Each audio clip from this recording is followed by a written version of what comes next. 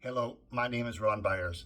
I was diagnosed HIV positive with AIDS on April 20th, 1998. At the time, I was advised to get my affairs in order as my life expectancy was likely only a couple of years. Being a gay man who was active in the social scene since the late 1960s, I had already experienced the death of dozens and dozens of friends when I was diagnosed. The following story shares my experiences where HIV stigma played a significant role in my medical care by practicing family doctors.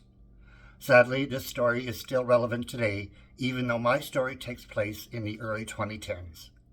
I hope that by sharing my story, it can help break down the barriers HIV positive folks face when seeking medical care. My thanks to ReachNexus, United Voices of HIV Alberta, Mike Lang Stories, and the Alberta Community Council on HIV for making this possible.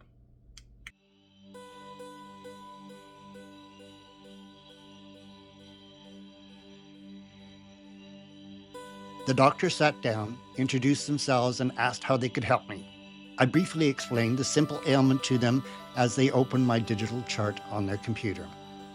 I could see the moment that they saw the notes indicating I was HIV positive. With little more than an "excuse me," they got up and left the room. As I sat there, emotions started hitting me, and I wondered, why do they fear me? Quickly, the tears welling up in my eyes stopped as I felt the frustration rising within me. I had been diagnosed with AIDS 14 years earlier, and with the compassionate care of my HIV specialist, achieved the milestone of being undetectable after just 4 years. But I needed a family doctor to attend to the minor ailments that one comes across as they age. My body's immune system had become weaker and less resistant to the many infections, viruses, and other medical issues that would resolve normally on their own. First, I located some general practitioners in my area. At the first appointment, I explained I was HIV positive and was looking for a doctor to manage my issues not related to my HIV status. They looked at me and bluntly said no. They were not willing to have me as a patient. I left, disappointed but not defeated. Feeling determined, I made an appointment with the next one on my list. My second attempt was met with the same response, as was the third. I reached out to the College of Physicians and Surgeons, who said that they would send me the names of 3 referrals that I could see. One by one, I repeated the process, getting the same rejections. I reached out to the college once again, and the next 3 referrals had the same rejections, one by one. Finally, I had a medical need, so here I was, once again, hoping that maybe this time the doctor would not fear me and I would be left disappointed when they finally returned. 10 minutes later, the doctor returned, again without explanation. I was upset and told them to prescribe some simple antibiotics that I knew were all that I needed so I could leave. Walking out the door, I added them up, 11 doctors that either did not want to treat me or treated me with fear. Months later, I was sitting in the exam room at the local clinic again, preparing myself for fear in the doctor's face, already feeling angry about how I would be treated. I looked up when the doctor walked in the room, and I was surprised with their warm smile. My hopes were suddenly lifted.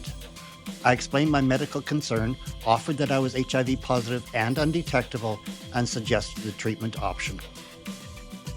They looked at me and with just a trace of hesitation said they would help me out, and we carefully reviewed the facts of my need, and with a little research online, we came to the mutual decision on the best treatment option.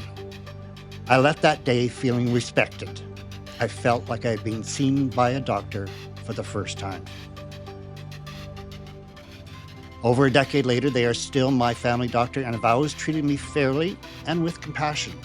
They've learned with me and been willing to reach out to others on my behalf. My health continued to get worse, but they were always willing to look outside the examination room for treatment options and advocate for me to other specialists as my needs became more complex. I'm alive today because of the care for me as their patient that they provided. I've not seen them much in the last few years, but I was there recently, and when they walked into the room, their eyes lit up, and as always, a huge smile came across their face. With genuine appreciation, they remarked on how great I looked. They had seen me at my worst, so those words meant so much to me, and that smile will live in my memories for the rest of my life.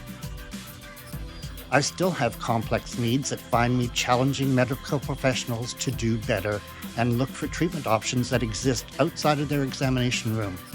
I am HIV positive, but I should not be feared.